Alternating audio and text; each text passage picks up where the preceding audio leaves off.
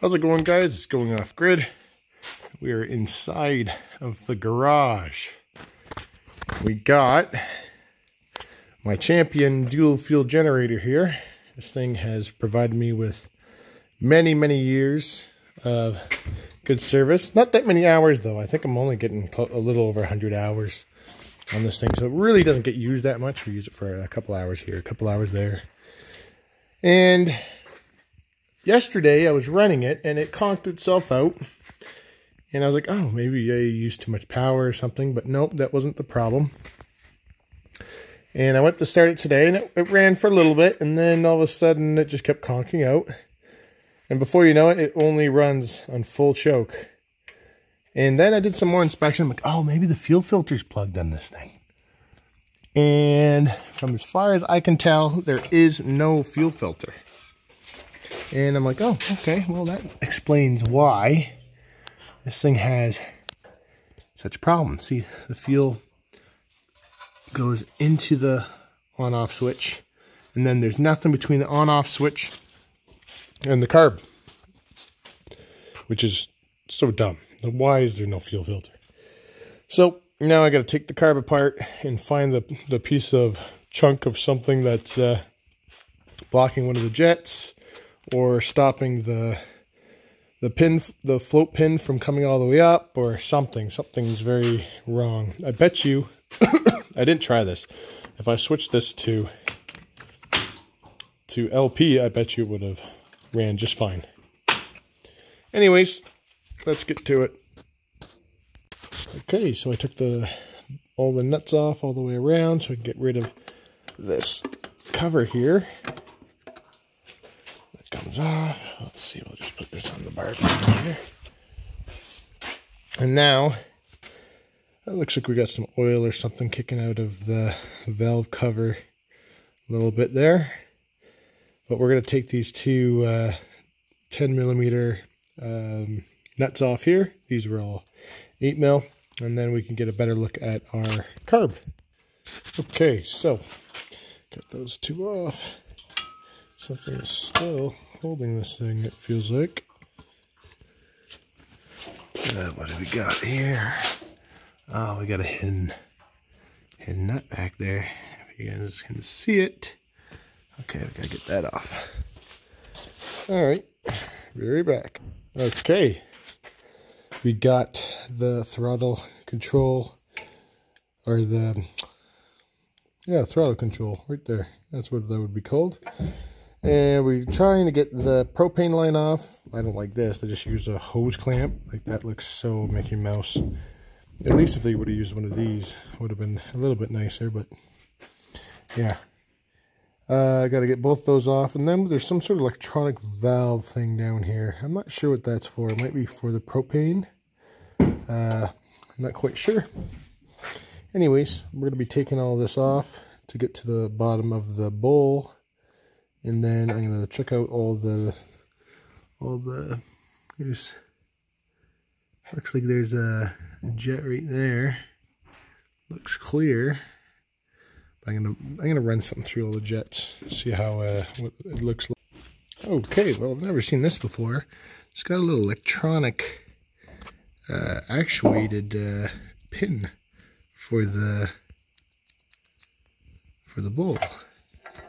And oh, we're tripping. And that looks pretty grungy. Definitely has a bunch of crap in there, so that's got to be cleaned out.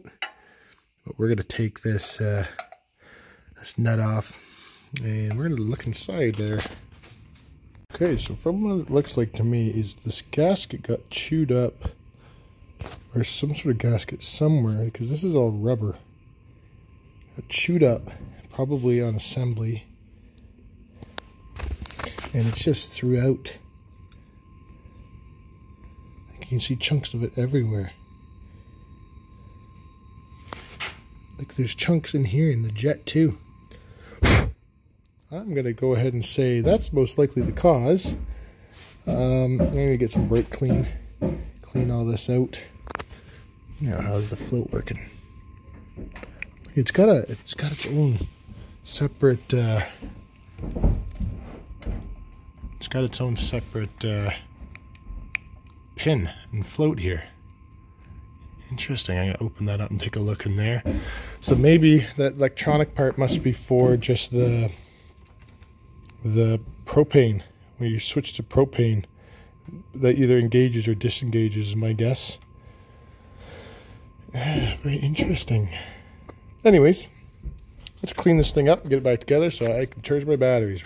Batteries are getting low. We got like a drizzle / snow. I don't know if you guys can see that. Yeah, there we go. Anyways, we need some power. And we'll probably run this for about, maybe 3 hours today, because we've been without any generator for 2 days now.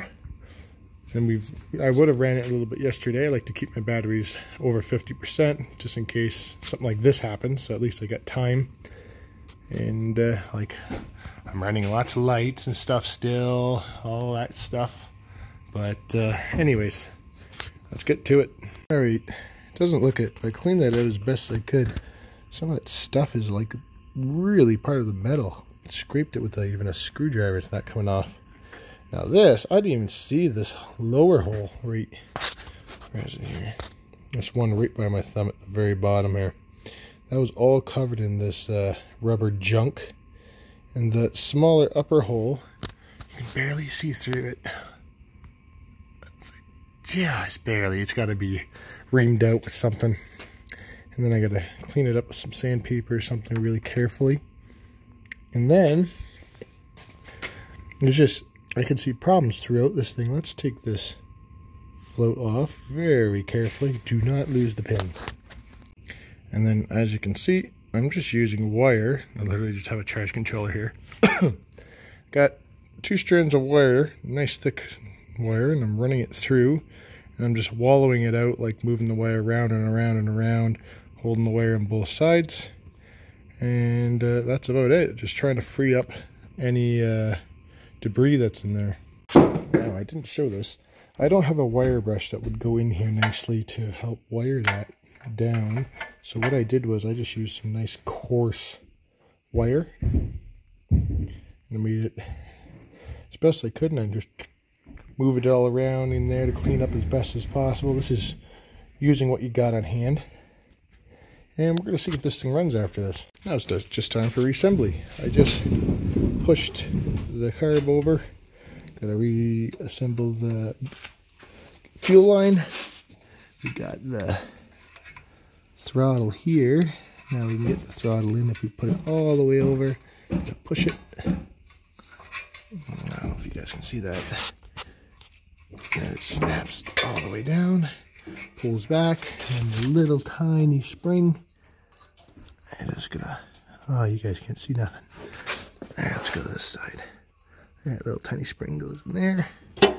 That's in. Got our fuel line. Doing all this one-handed, sorry about that. This is a self one, and I don't have a case that'll work with a tripod. Okay, so that's all back together. And I think we're ready for the airbox. Yeah, okay, let's get the airbox. Okay, all I did was put the airbox on, put these 2 nuts on, pull this hose through, literally just pushes through. And then we got this little hose that goes in, it goes into this weird emissions thing. I'm pretty sure it's all that is. The other end of that comes into the tank, runs all the way down into this thing. Not exactly sure what that does. I know a lot of people disable these things, but anyways, let's get the filter on and the filter housing, which is there. Just the last 6 nuts right here. Okay, so the last thing to do is turn the fuel on and see if you have any fuel leaks. This tank is completely full, so if there's going to be leaks, it's going to show itself. And looking good. Looking really good. No leaks anywhere. Let's see, can you see anything? Nope. Good. All right, let's take this thing outside and see if she fires up. Oh boy, what a nice day. Look at that. Okay, moment of truth on the generator. Everything's good to go. Let's go choke. Now it used to run on choke, so the big thing is, will it run without choke? Okay, loud noise alert. All right. That was good.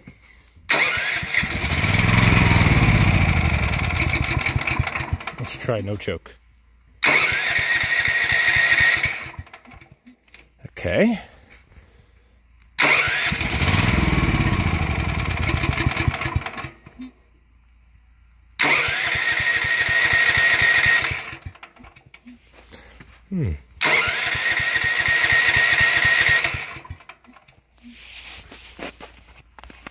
Let's go choke again. Sliding in the snow.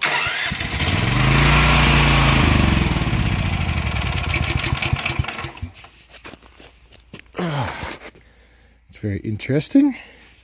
Nothing came off on the plugs.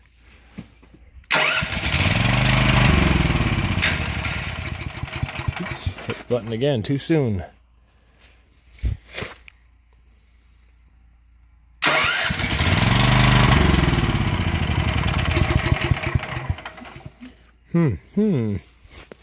Definitely is not happy right now. Still not happy. Make sure we connected everything, did we? Yeah. Connected. Choke's connected. And yes, I replaced the spark plug. Alright, well, I'm going to fool around with this for a bit. And there you go. She's running again. It ran on propane with the current issue it had. But now that I fix it, so what ended up happening, I had to take the carb, open it again. And some more of that black stuff came out from somewhere inside the car and plugged up the main jet. So, once I cleaned it out again, I literally just took out a couple tiny pieces of rubber, threw it all back together, and it runs great now. And now it's hooked up to the solar shed. Let's go in here. Oh, see how she's going in here. Let's turn our light on. There we go. Okay, we got, look, we're low, 56 volts. Oh man, I've been working almost all day at this. Look, it's 10.5 Celsius here, 50% humidity. That's like almost perfect for my batteries. And that's just from the solar charge controllers putting out, wasting a little bit of heat, whatever it is, 2-3% each.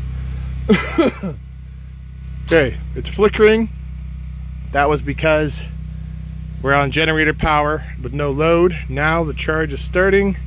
Let's see how that generator holds up. I don't have this to charge super high. I think I have it around 65-70 amps. And we're climbing. 15. It's going, oh, there we go. And it's starting to climb.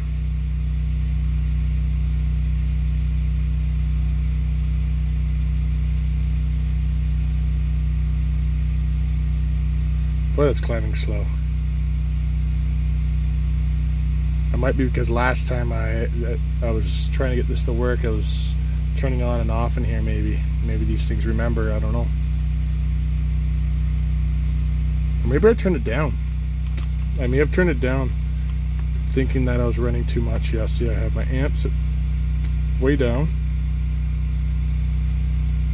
That's right, though.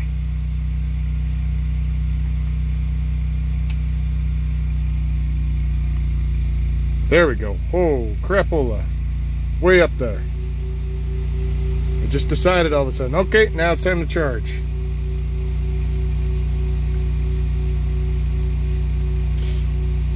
Well, there you go. Let's see what each controller is, or each one's doing. Okay, so master is doing 20 amps. This one's doing 18 amps. This one's doing 23 amps. So all of them are together doing 60 amps right now. It's pretty good. Good old Magna Science. I love these inverters. Oh, good news. So, I guess a few of you guys might know, but the Gen3 Solar 6000 watt I had, I ended up blowing that sucker up. I'll have to make a separate video on how I did that.